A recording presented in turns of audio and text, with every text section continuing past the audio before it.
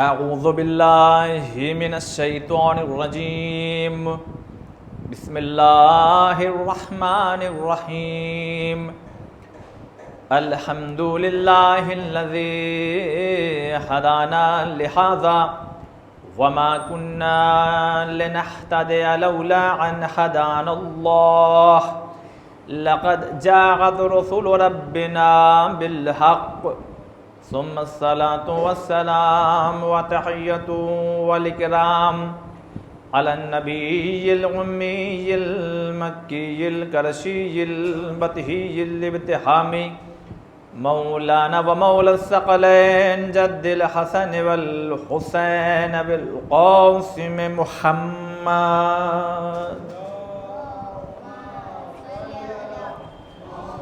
وآله الطيبين الطاهرين المعصومين المظلومين المنتجبين المنتخبين أما بعد فقد قال رسول الله صلى الله عليه وآله وسلم إن الحسين مصباح الهدى وسفينة النجاة صلوات بر محمد وآل محمد.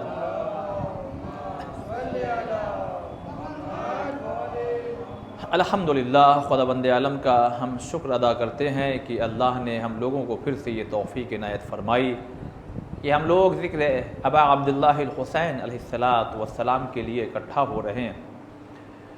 عشرہ مجالس کی یہ آج آخری مجلس ہے اور اس فقیر نے ان 9 دنوں میں اور آج کا لے کر کے ان 10 دنوں میں ہم نے یہ کوشش کی کہ کچھ ایسی چیزیں آپ کی خدمت میں رکھی جائیں اور پیش کی جائیں کہ جس کے بنا پر خود انسان اپنے گریبان میں جھانکے اور سوچے کہ ہم کہاں زندگی گزار رہے ہیں, کیسے زندگی گزار رہے ہیں, ہم کہاں ہیں, کہاں سے آئے ہیں اور کہاں ہمیں جانا ہے پلٹ کر کے. اس لیے کہ واقعی خدا کی قسم محسوس کیجئے ہم میں سے بہت سے ایسے لوگ ہیں جن کے والد, والدہ, دادا, دادی, بہت سے نانا, نانی, پردادا, نہ جانے کتنے لوگ اس دنیا میں تھے مگر ہے نہیں, ہم بھی نہیں رہیں گے. لہذا ہمیں تیاری کرنا ہے. خدا کی قسم ان 10 دنوں میں ہم نے ایک چیز پہ بہت زیادہ فوکس دیا ہے کہ عزاداری عزاداری عزاداری. کبھی بھی اس عزا کو یہ بہت عظیم نعمت ہے جس کا دنیا میں بھی انسان محسوس کر سکتا ہے کہ خدا کتنا اجر دیتا ہے, اور اس دنیا سے گزرنے کے بعد انسان کے ساتھ جو سلوک کیا جائے گا وہ بہت سے واقعات ہیں. میں آپ کی خدمت میں آج چونکہ بہت جلدی مجلس کو تمام کرنا, لہٰذا میرے پاس کل ملا کر کے تقریباً جو ہے 20-25 منٹ ہے. ایک صلوات پڑھیں بر محمد وآل محمد.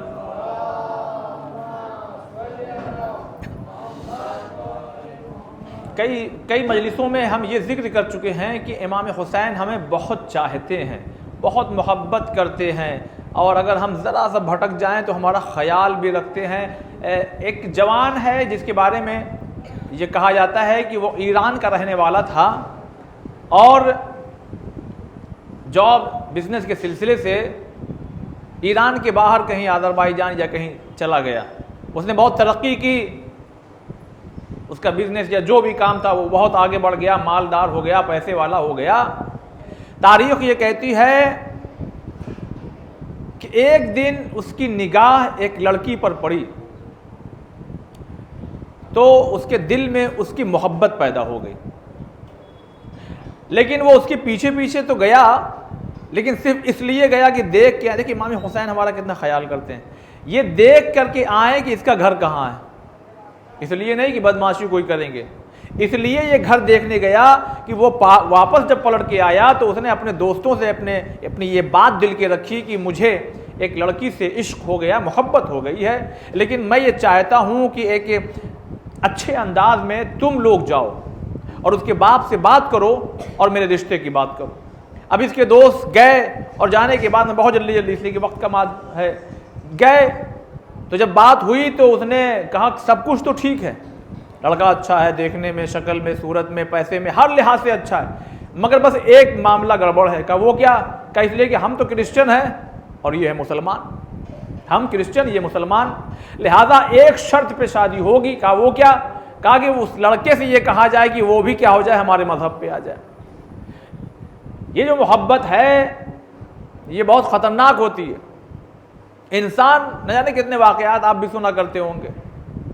عزیزان محترم، اس لڑکے نے کہا کہ مجھے مہلت دے دیجئے۔ دیکھیے جب کبھی بھی کچھ نیک ارادہ ہو تو بہت زیادہ مہلت نہیں مانگنی چاہیے، کچھ ایسا فیصلہ کرنا ہو کہ بس حق اور باطل کیا ہے وہ فوراً کر لینا چاہیے۔ عمر سعد نے بھی موقع مانگا تھا، اگر اسی وقت کہہ دیتا کہ حسین کے معاملے میں ہم نہیں جائیں گے تو بات ہی ختم تھی، لیکن جب اس نے موقع مانگا شیطان نے ورگلایا، وسوسہ پیدا کیا اور حالت یہ ہو گئی کہ حسین کے سامنے آ کر کے جنگ کرنے کے لیے کھڑا ہو گیا۔ اس نے بھی موقع مانگا، اب اس نے وہی دیکھے شیطان اہل حدیث اہل کتاب ہے اور یہ ہو سکتا ہے اور وہ ہو سکتا ہے، اور ہمارے دل میں تو ہے محبت اہل بیت کی اور ہم تو شیعہ ہیں، اب بظاہر کہنے میں کیا جا رہا ہے۔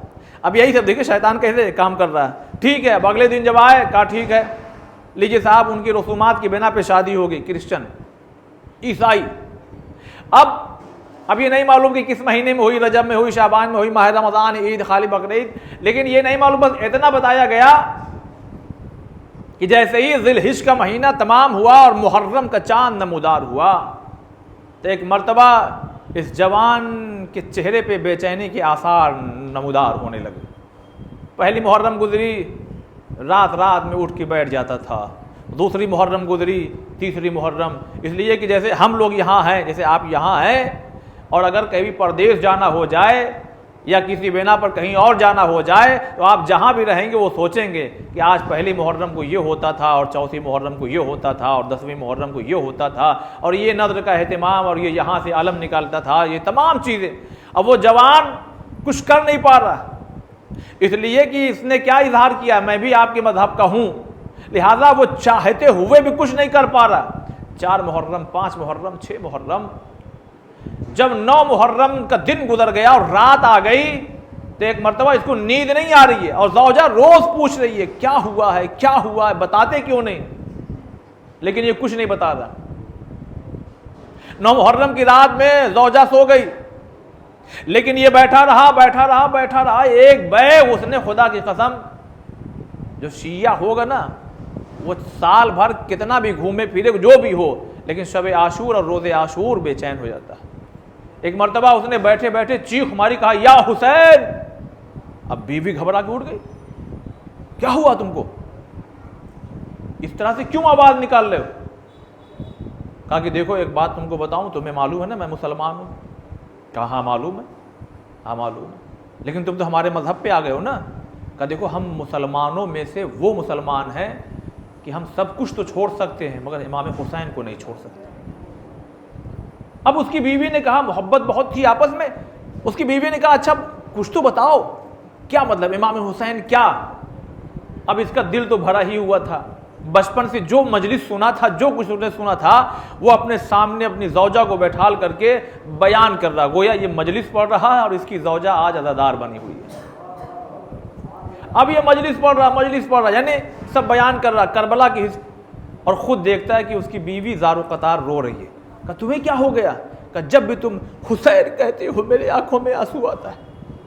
یہ جو کان ہے نا یہ دل تک پہنچتا ہے، یہ راستہ ہے، وہ راستہ ہے۔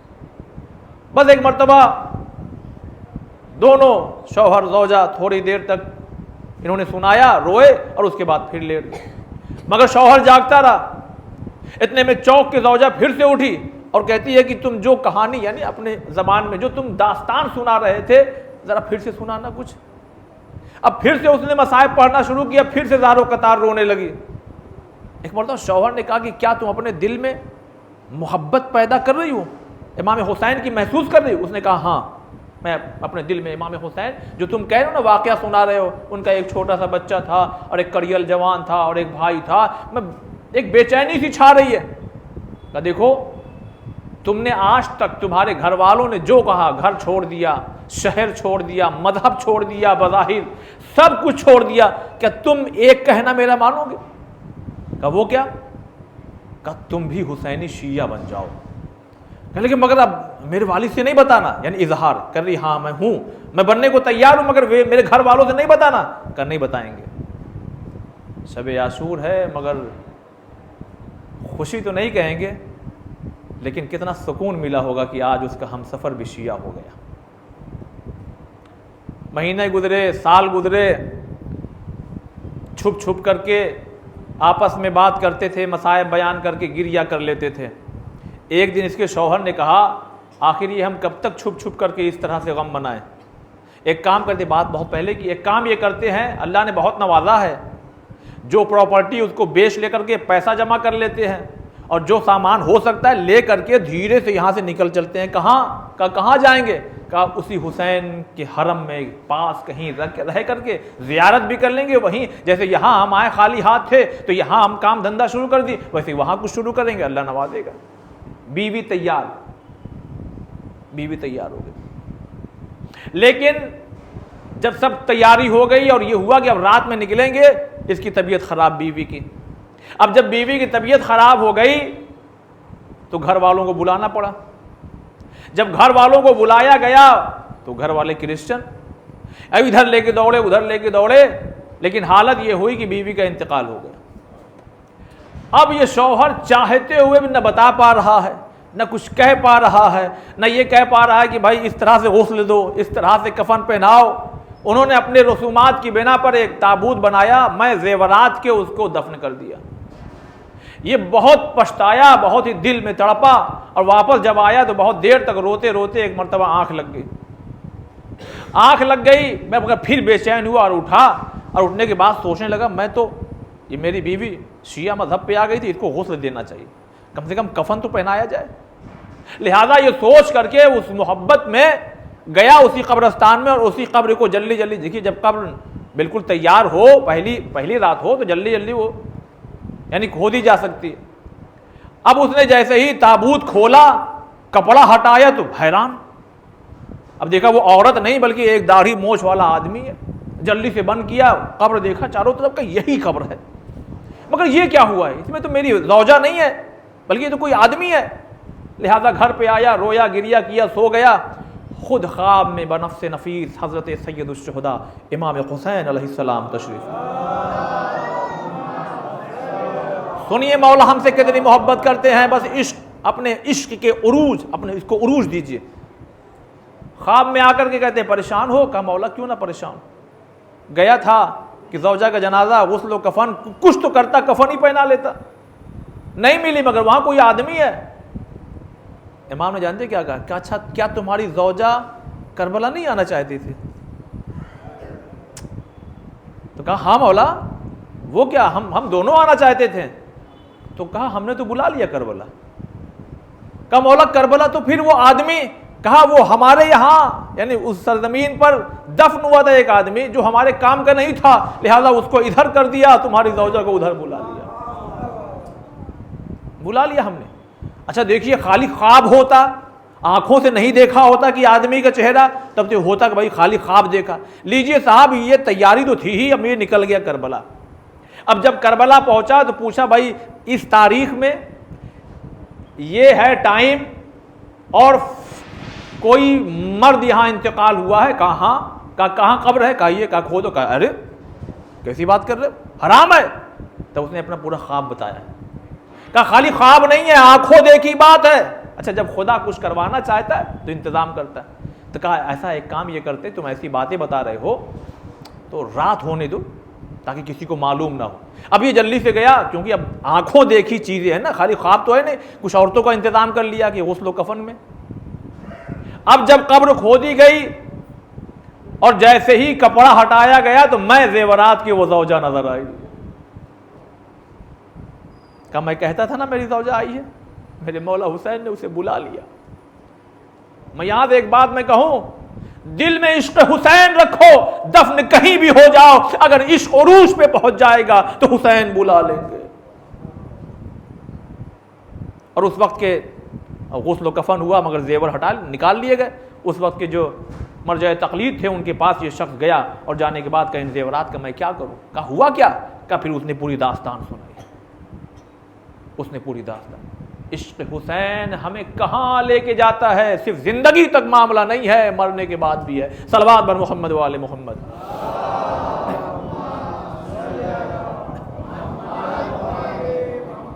اور جلدی سے ایک اور بات میں کہہ کے گزر جاؤں، اس لیے کہ آج جلدی تمام کرنا ہے مجلس کو، کیونکہ اس کے بعد وہاں بھی اور کھانے کا اہتمام ہے۔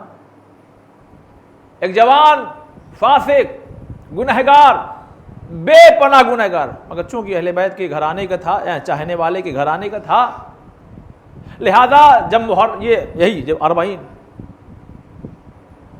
تو اس کے دوستوں نے اس کا ساتھ چھوڑا، محرم مجلس ماتم یہ وہ، تو ایک مرتبہ اس نے جب دیکھا 40 جیسے آج ہے تو بہت پہلے سے یہ سب سلسلہ ہے، تو 40 میں دیکھا کہ بھیڑ کی بھیڑ آ رہی ہے، کہ یہ بہترین موقع ہے، کسی کا پاکٹ لے لیں گے، کسی کا یہ لے لیں گے، تھک کے سو جاتے ہیں، کوئی سامان اٹھا لیں گے۔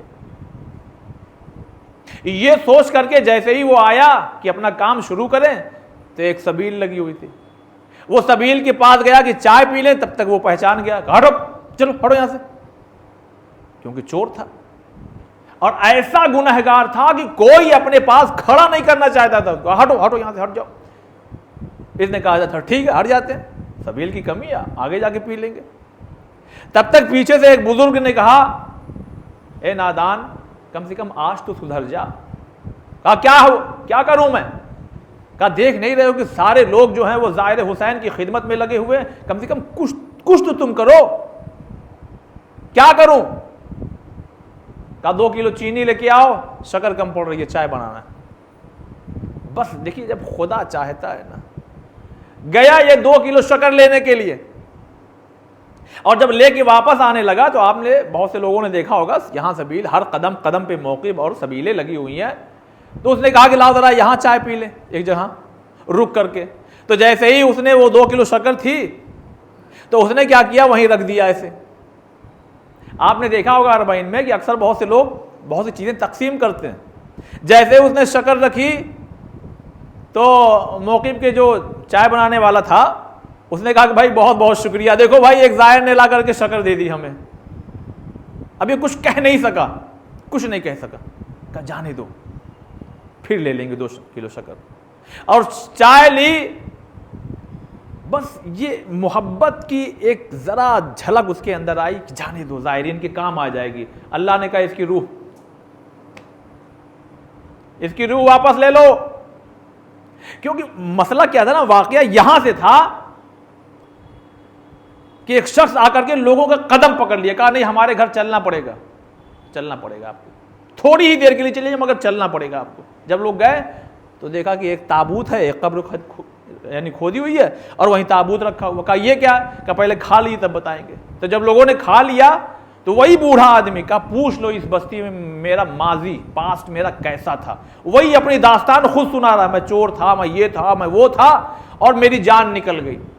اب جب میری جان نکل گئی تو میں ایسا یعنی گنہگار آدمی تھا کہ کوئی مجھ کو آ کر کے کاندھا دینے کے لیے تیار نہیں، مزدوروں کو بلایا گیا۔ اب جب مزدوروں کو بلایا گیا، اچھا جب روح نکلتی تو وہ سب دیکھتی ہے، کون غسل دے رہا، کون کفن دے رہا، کون کیا ہے۔ اب جیسے ہی قبر کے کنارے پہنچے تو کیا دیکھا کہ 2 فرشتے گرد لیے وہ کھڑے ہیں، تیار کہ بس یہ قبر برابر ہو اور اس کو عذاب میں مبتلا کیا جائے۔ اتنے میں پیچھے سے ایک محبت بھری آواز آئی، کیوں ڈراتے ہو میرے عاشق کو؟ تو خود وہ بیان کرتا ہے وہ مولا حسین تھے۔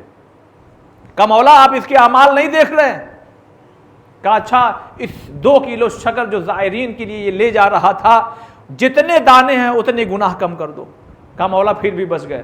کہا 2 کلو اور لینے جا رہا تھا، جتنے دانے ہیں اور کم کر دو۔ کہا مولا پھر بھی گناہ باقی ہے۔ ایک مرتبہ کہتے ہیں کہ میں حسین کہہ رہا ہوں کہ اس کی اور گناہوں کو معاف کرو۔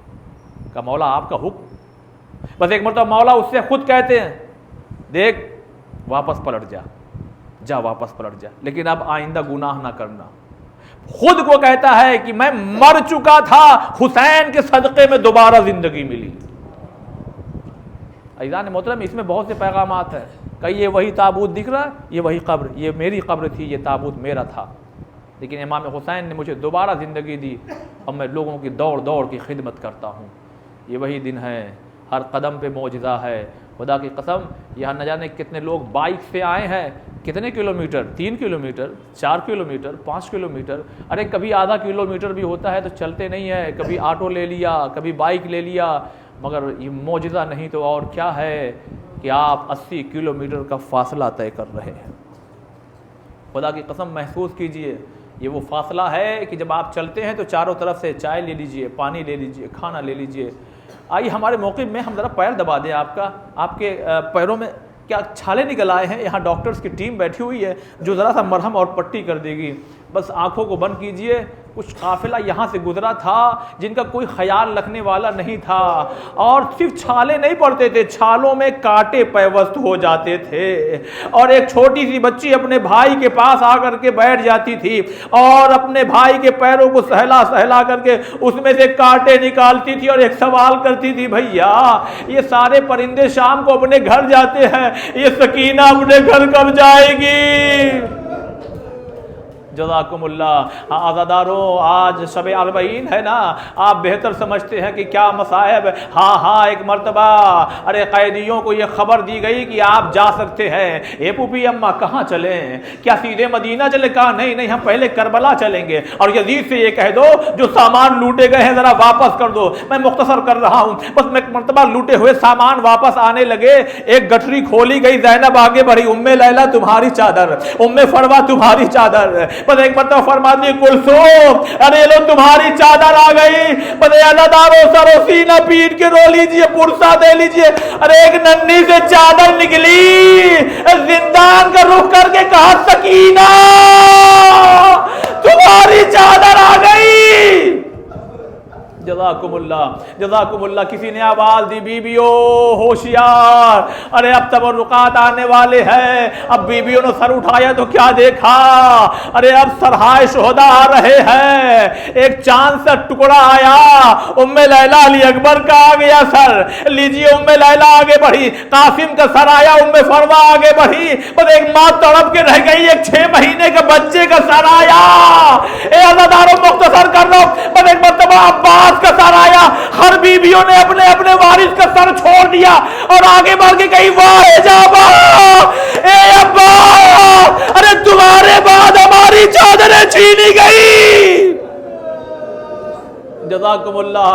خدا کی قسم میں گزارش کر رہا ہوں اور رونے میں نہ شرماؤ۔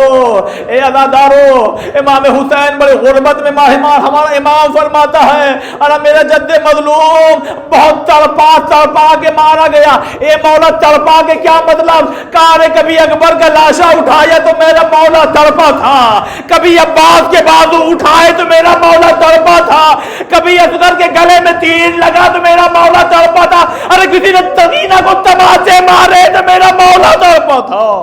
جزاکم اللہ۔ بس ایک مرتبہ وا عباسا اتنے میں ایک تشت آیا، ارے جیسے ہی کپڑا ہٹایا گیا زینب دوڑ کے لپٹ گئی، بھیا حسین، اے بھیا، ارے آپ کی امانت زندان میں سو گئی۔ جزاکم اللہ۔ ایک مرتبہ کوہرام آپ سن کے رو رہے ہیں، میں متوجہ کرانا چاہتا ہوں وزاداروں، آپ سن کے رو رہے ہیں نا، ارے ذرا سوچئے کہ جن بیویوں کے سامنے شہداء کا سر آیا ہوگا، ارے ان بیویوں کی کیا حالت رہی ہوگی۔ بس ایک مرتبہ شام کی عورتوں میں سے کچھ عورتوں نے آپس میں بات کرنا شروع کر دی۔ جانتے وہ کیا کہہ رہی تھی؟ دیکھو ہر سر آیا، جب بھی کوئی سر آتا ہر بیوی آگے بڑھ کے لے لیتی، ہر بیوی آگے بڑھ کے لے لیتی، مگر دیکھو ایک تشت میں 2 سر رکھے ہوئے ہیں مگر کوئی بیوی آگے نہیں بڑھ رہی ہے۔ تبھی نے دوسری عورت نے کہا، ارے ہو سکتا ہے اس کی ماں مر گئی ہو۔ بس ایک مرتبہ اپنے بالوں کو اٹھایا، زینب نے رخ کیا، اے شام کی عورتوں، ارے ان بچوں کی ماں زینب زندہ ہے۔ جزاکم اللہ۔ لیجیے عزادار نے مظلوم کربلا، ارے یہ قافلہ جب چلا تو ایک مرتبہ محمل ایک قافلے کو روکا گیا، جیسے ہی قافلے کو روکا گیا نا، جیسے آپ گریہ کر رہے ہیں، شام سے جہاں سے یہ راستہ یہ گزر رہا تھا قافلہ، بیویاں رو رہی تھی، بس ایک مرتبہ محمل کا پردہ ہٹا، ام رباب نے کہا، اے شام کی عورتوں، ارے جب شام ہو جائے نا تو کبھی کبھی زندان چلی جانا، وہاں میری 4 سالہ بچی، ارے جا کے ایک شمع روشن کر دینا۔ جزاکم اللہ اجرکم اللہ عزادارِ مظلوم کربلا. اب یہ قافلہ ہے، اب یہ قافلہ جو مدینے نہیں جا رہا ہے، یہ قافلہ کربلا جا رہا ہے. ایک مرتبہ ادھر جابر بن عبداللہ انصاری ہے، قبر حسین سے لپٹ کے گریہ کر رہے ہیں. اتنے میں آواز آئی جابر اب دور چلے جاؤ، جابر اب دور چلے جاؤ. بس ہاتھوں کو جوڑ کے کہا مولا کیا ہوا؟ کر ہٹ جاؤ میری بہنیں آ رہی ہے. اے جابر اب ذرا دور چلے جاؤ، اب میری بہنیں آ رہی ہے. عزادارو بس 2 منٹ کی اور مصائب اور آپ کی زحمت تمام. اب جیسے ہی کربلا میں بیویاں آئی ہے نا، سجاد کہہ رہے ہیں یہ گنج شہیدہ ہے، اس میں قاسم دفن ہے، اس میں شہدائے کربلا دفن ہے. بس ایک مرتبہ فرماتے ہیں اے پھوپھی اماں یہ جو قبر آپ دیکھ رہی ہے نا یہ بابا حسین کی ہے، اس میں علی اکبر ہے، سینے پہ علی اصغر سو رہے. جیسے ہی محسوس کیا یہ میرے بھیا حسین کی قبر، بس اپنے آپ کو قبر پہ گرا دیا. اے بھیا جو وعدہ کیا تھا پورا کر کے آ گئی، مگر زینب شرمندہ ہے، آپ کی امانت واپس نہ لا سکی. جزاکم اللہ. آخری جملہ بس ایک مرتبہ سر کو اٹھایا. عباس تم نے ہر شہید کے قبر بتا دی ہے کہ یہ گنج شہیدہ ہے، یہ حبیب ابن مظاہر کا روضہ ہے، یہ ان کی قبر ہے. اے عباس، اے میرے لال، بس اتنا بتا دو کہ میرے عباس کی قبر کہاں ہے. بس اتنا سننا تھا کہ ایک مرتبہ سید سجاد کہتے پھوپھی اماں آئیے آئیے میرے پیچھے پیچھے. ارے عباس کا لاشا دریا کے قریب دفن ہے. اب جیسے ہی قبر پہ پہنچی، اے سجاد یہ کس کی قبر ہے؟ کہ یہ میرے چچا کی قبر ہے. بڑے طرف کے کہا ارے یہ تو بہت چھوٹی سی لگ رہی ہے. سجاد طرف کے رہ گئے. ارے میرے چچا کے لاش کے ٹکڑے ٹکڑے کر دیے گئے تھے. الا لعنت اللہ علی القوم الظالمین. انا للہ و انا الیہ راجعون.